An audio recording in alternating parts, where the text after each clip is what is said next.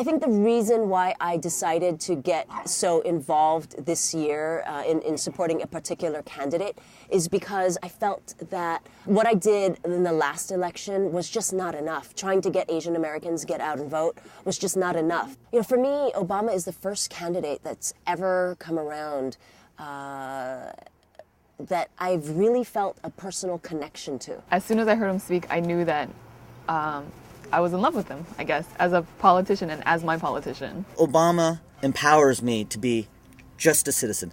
I'm not looking suddenly at myself as, oh, the Asian American kid from Ohio. I'm looking at myself as an active participant in the American democratic system. Just seeing his face, next to the past presidents, I mean, it'll be just so decisive, right?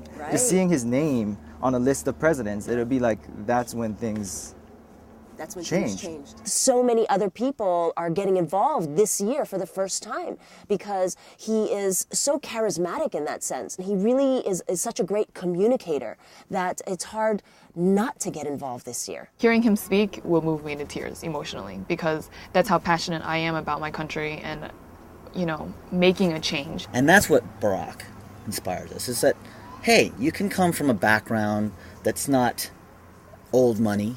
You can come from a different background and make a difference. And that's it. It's not about being president even. I think it's about making a difference.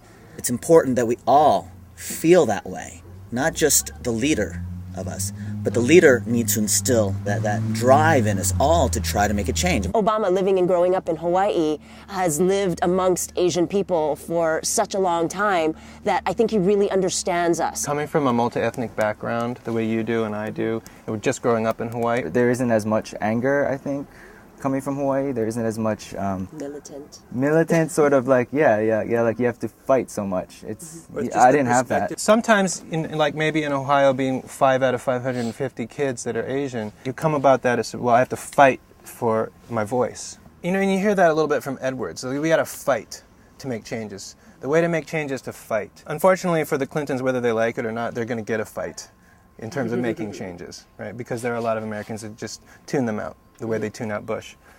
Obama is saying, we're going to make change together. We're going to roll up our sleeves and we're going to do this together. And what I hear from all of you guys is that I wasn't doing it before, but I want to do it now.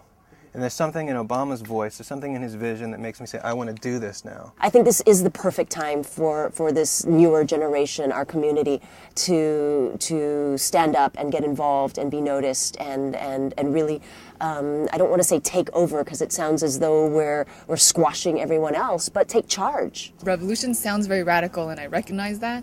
I don't think we should shy away from revolution. I think the word revolution is actually okay. We need a little change. We need a little revolution. Things the way they are not working. Let's change it up. That's for sure. The same thing is happening within the Democratic Party, where the insiders feel sort of like they're being stepped on a little bit by this new movement. And not all of them, not all of us, call ourselves Democrats.